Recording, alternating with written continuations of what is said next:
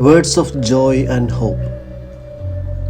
Fifth Sunday in Ordinary Time, Year A. Gospel according to St. Matthew chapter 5 verses 13 to 16. Commentary of Father Fernando Armellini.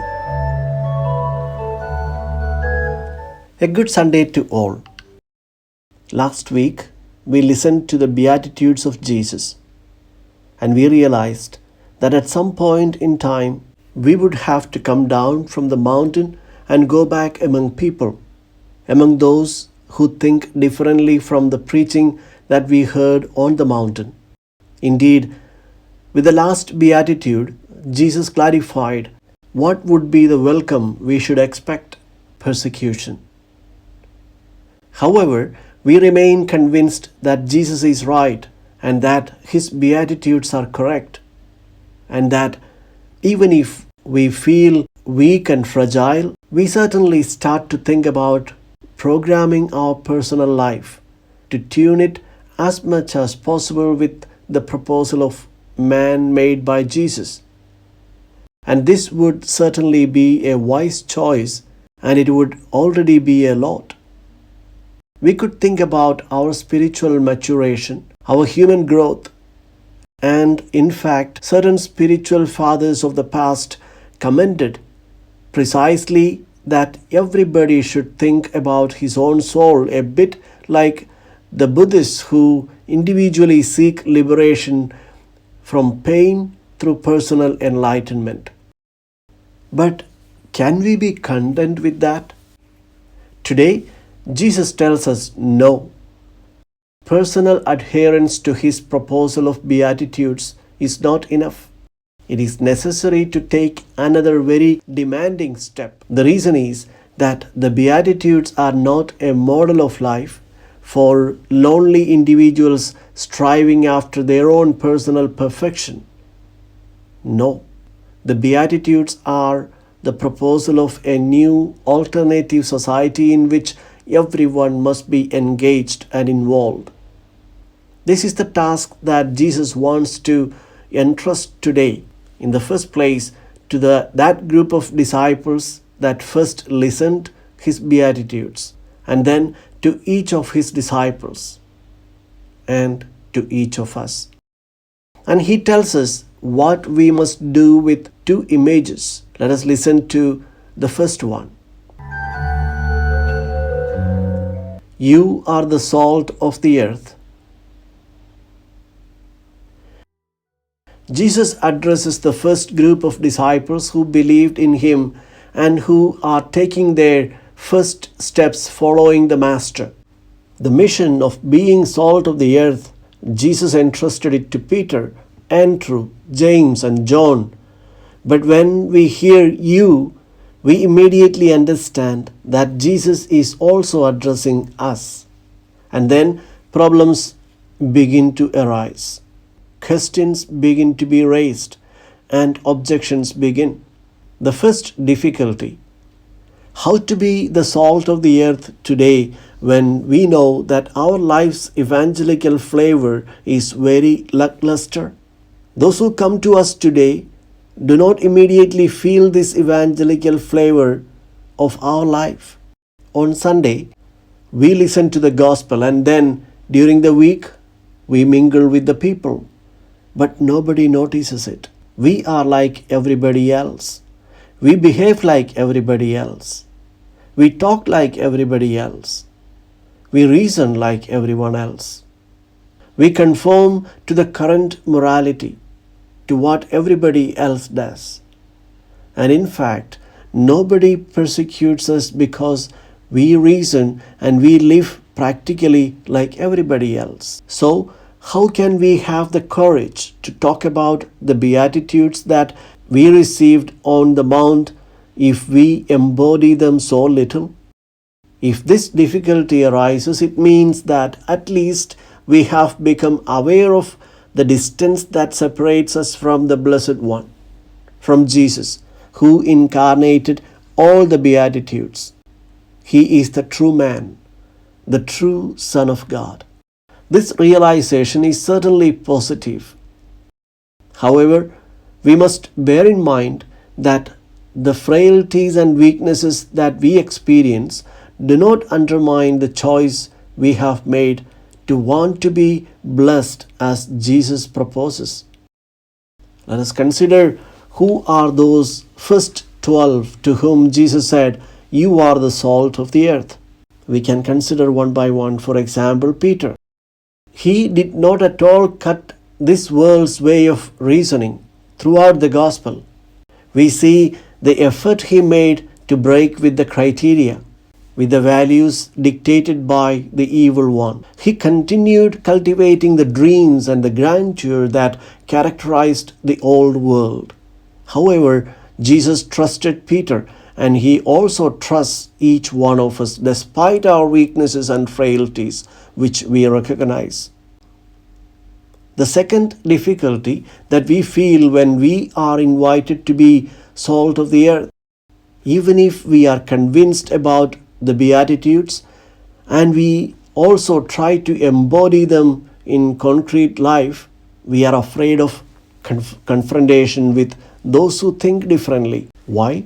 First of all, if we are asked about the reasons for our hope, we are not able to formulate them. Also because the Beatitudes of the mountain are the opposite of the common way of thinking. We are afraid of being mocked, considered dreamers, and deluded. Let us remember that this happened to Paul in Areopagus of Athens. People began to mock him when he announced the resurrection. Christians should also keep this in mind and not be afraid to present themselves to the world to confront those who think differently. So, if we prefer to remain isolated, as the 11 did in the cenacle when they had not yet received the Spirit and had barricaded the doors for the fear of the Jews, we demonstrate that we have not yet received the Spirit of Christ that impels us to open the gates wide open and take the salt of the wisdom of the gospel to the world. Therefore, considering these difficulties, we ask ourselves how we can be salt of the earth. And now, Jesus tells us, "But if salt loses its taste, with what can it be seasoned? It is no longer good for anything but to be thrown out and trampled underfoot." We have understood that Jesus does not want his disciples to isolate themselves by fleeing from the world. Christians must be present in all the contexts of social life, with a life naturally different from that of those who regulate themselves according to the criteria of worldliness. But if the salt stays in the salt shaker, it is of no use. It must be mixed with the food. This is how the Christians should do it. How to be salt? In Jesus' time, the same as today, the functions of salt were many. But with this metaphor, Jesus undoubtedly wanted to refer to all the uses of salt. The first and most immediate function is to flavor food. Since ancient times, salt has become the symbol of wisdom, that which gives flavor to life. Even today, it is said that a person has salt in his head when he speaks wisely, or a conversation is said to be insipid, bland, when it is boring, lacking content. We notice that when in a group of people there is a wise person, the conversation immediately rises in level. It becomes pleasant, interesting, enriching, has flavor. Paul is familiar with this symbolism of salt because in writing to the Colossians, he recommends to them, "Let your speech always be gracious, seasoned with salt." So, the Corinthians' way of speaking must have a particular flavor, different from the speech of the pagan And therefore, in the Christian's mouth, all vulgarities, trivialities, and gossip disappear. But it is not only a question of a more or less fine and educated language, but of something much more important and decisive. The Christian brings to the world the wisdom that God gives, flavor to the world and meaning to life.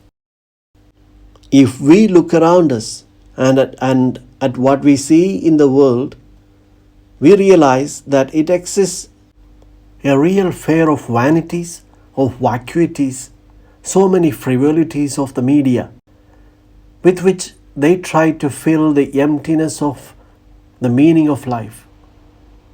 That is why the need for the Christian to enter into the socio-cultural context and to remember the values for which it is worth living, contributing to the world, a wisdom that helps us to understand the meaning of joys and sorrows, of smiles and tears, of feast and mourning. Without the gospel, humankind can only cultivate short-term dreams and joy. Those that the Kohelet suggests to you, eat, drink, enjoy what life offers you in those few days that God will grant you. Live in this world. Then he concludes that all this is vanity. It is wind and vapor, and they vanish without a trace. Is this the meaning of a person's life? The Christian brings to the world the salt of a new wisdom that gives meaning to life. Salt also has another very important function, that of preserving food. In Jesus' time, there was no refrigerators, and to prevent food from spoiling, it was salted to preserve it longer. We remember Magdala, which is called by Strabo in his geography Tarichea, literally a place where dried fish is processed, because the main industry of that city was precisely to salt the fish, to dry it and then sell it in all the markets of Galilee.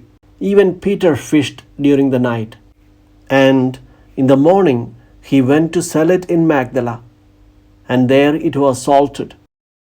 The salt came from the Dead Sea, which was also exported to Egypt. In fact, one of the components of mummification was salt. It was sold in blocks and was highly prized.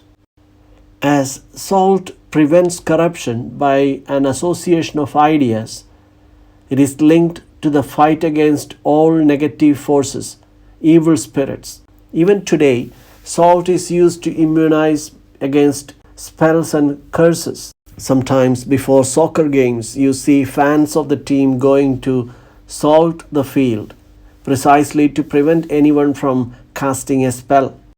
We close the parenthesis, but it gives us an idea of the significance of salt as a protection against all evil forces. Salt also enters the composition of holy water, which exorcists then use to cast out demons. What is the significance of the salt of Christianity in society? It is to protect against decadence, from decay, from the moral corruption of society. Let us give some examples. In a society in which what counts is money, the accumulation of goods, in this context, how much is a person worth? In a society where you count and are worth if you produce, what is man worth? I think sometimes you could say you count, as the prophet Amos says, as a pair of sandals, or as Jesus says, less than a sheep. When we see what happens in all the wars being fought today, does man count for anything? The Christian is salt because he evokes dignity, man's tangible dignity, and reminds us that the good of man must always be the reference point of all choices. Another example. In a world where the intangibility of human life is called into question, where the death penalty still exists, the Christian must commit himself to preserve this intangible value. Human life is intangible. From its appearance until its natural extinction, the Christian is salt because he remembers the sacredness of the person. From the beginning of the Bible, even Cain is protected by God. Human life cannot be touched. Another example, where sexuality is trivialized and commodified, reducing it to a geniality that can be handled where, how, when, and with whom you want, because it is said that times have changed, where the cohabitations and adulteries are no longer called that way, but are affective compensations. The Christian remembers the sanctity of the male-female relationship and remembers God's plan for married life. Another example, in a world where people seek their self-interest, the goal is to think of oneself, to feel good. The Christian draws attention to the needs of the other, and therefore Christian parents educate their children in these values, therefore also to sacrifice, to renounce, not to seek their interests. Educate to the attention and the needs of the brother. Naturally, the Christian is salt not because he imposes these values, but because he lives them. He does not assault those who do not share them. He practices them with joy because he is convinced that to live truly as a person is as the gospel teaches. Jesus says that it may be the case that the salt loses its taste. Chemists say this is impossible. Salt always remains salt and cannot be corrupted. The verb used in Greek to indicate this losing the taste of salt is morante, which means to go mad. Christians have the salt of evangelical wisdom, but they always run the risk of going mad, of losing that flavor of wisdom that they should bring to the world. How can this happen? The Christian lives in the world, lives in contact with those who think in a completely different way, and his thinking can be contaminated with the wisdom of the world. Then it loses its taste, and its presence is no longer meaningful. This can happen. The gospel cannot lose its taste, but you can lose this taste when you start with buts. No, the gospel must be understood. It can be accepted or rejected, but it cannot be modified. The taste of the gospel salt cannot be contaminated. We listen now to the second image with which Jesus indicates what we must be in the world. You are the light of the world. A city built on a mountain cannot be hidden. The symbolism of light is present throughout the Bible. Light is the first creature of God. God said, "Let there be light," and there was light. Light in the Bible is always positive because it symbolizes life. Darkness symbolizes the world of the dead, of non-life. In God, there is only light. Psalm 104, God is wrapped in light as with a mantle. Also in the first letter of John, immediately at the beginning, it says, God is light, and in him there is no darkness at all. No sign recalls death. Also, this light of God comes to humankind through his word, through the Torah. Psalm 109 says, Your word is a lamp unto my feet, a light to my path. Before the veil of the temple that separated the Holy of Holies from the Holy, the candelabra was always lit. The menorah, the seven-branched candelabrum, was the symbol of the light that came from God and illuminated the world. Then we can understand the scandal of the unprecedented statement made by Jesus. I am the light of the world. He who follows me does not walk in darkness but shall have the light of life. For a pious Israelite, this statement was blasphemous and heretical. Jesus presented himself as light because he had shown the beauty of the face of God, the light that comes to dispel the darkness of the world, the hatred, the violence, the lies, the injustice. Therefore, the affirmation of Jesus, I am the light of the world, is scandalous. But even more shocking is the other affirmation, you are the light of the world. You, who? This little group of the first disciples taking their first steps following the Master. Let us go through them one by one. How many times does Jesus tell them, you are a people of little faith? They continued to cultivate dreams of worldliness, of being great, of dominating, of becoming rich. And then, at the decisive moment when they have to decide to stay with the Master, they all run away. And even after Easter, they are still full of doubts and uncertainties. When the first community is born, there will be many disputes and many misunderstandings. Think of the confidence that Jesus gives to this community of the first disciples and to us. You are the light of the world. We are little lights, but Jesus has confidence in us. We must bring the light of the gospel to the world with our lives and the word. The image of light complements that of salt. Salt mixes with food, but light does not mix. What does light do? It illuminates things. It brings out their value.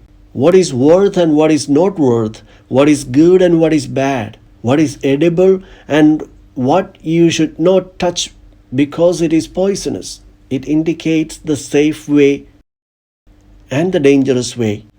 Indicates the ravines to avoid. Thus enabling one to discern between what is good and what is bad. The disciple is called to be light with his word, person and life, and Jesus wants the disciples to shine. They must be luminous persons. Then another example linked again to light. A city set on a mountain cannot be hidden. He does not invite the disciples to stand out to demonstrate that they are better than others. No, this would contradict what Jesus taught in all the other gospel passages when he said, do not practice your good works before people to make yourself conspicuous. Do not sound the trumpet when you give alms.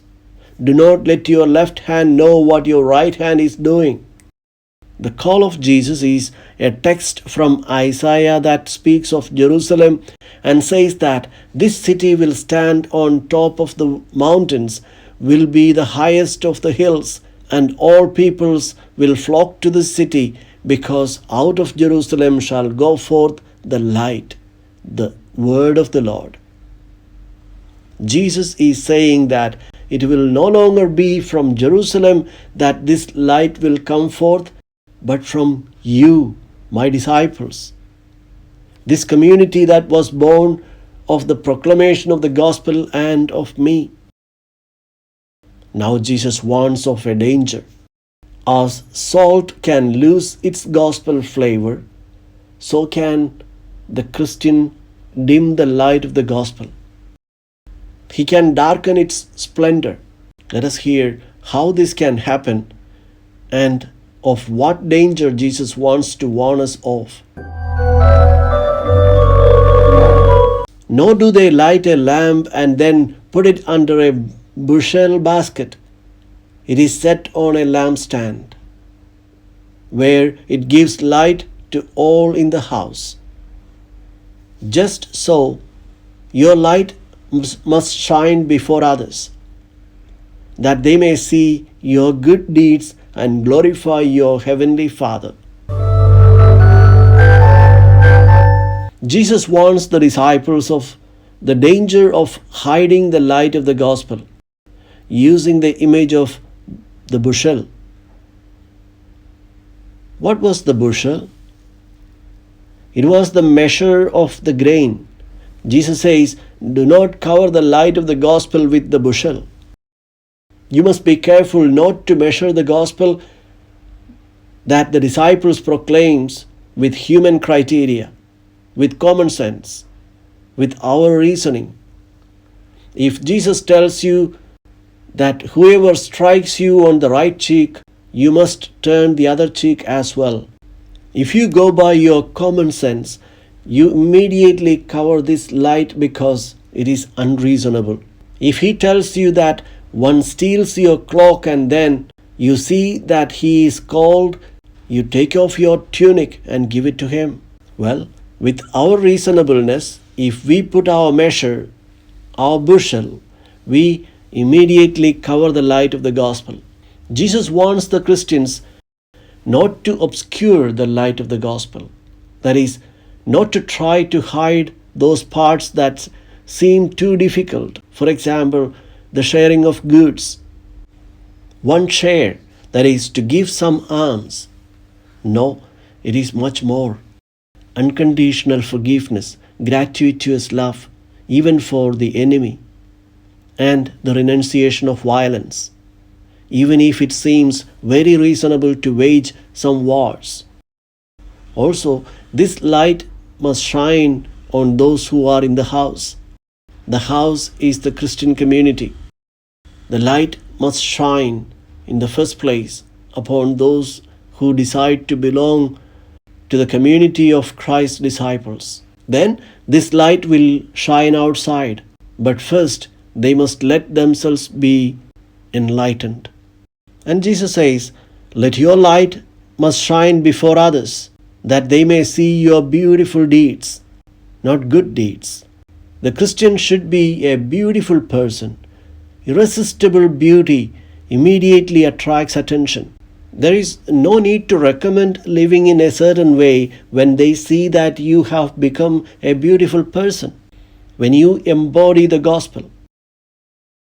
The Christian challenges but does not intrude. He respects the freedom, the intelligence of the other.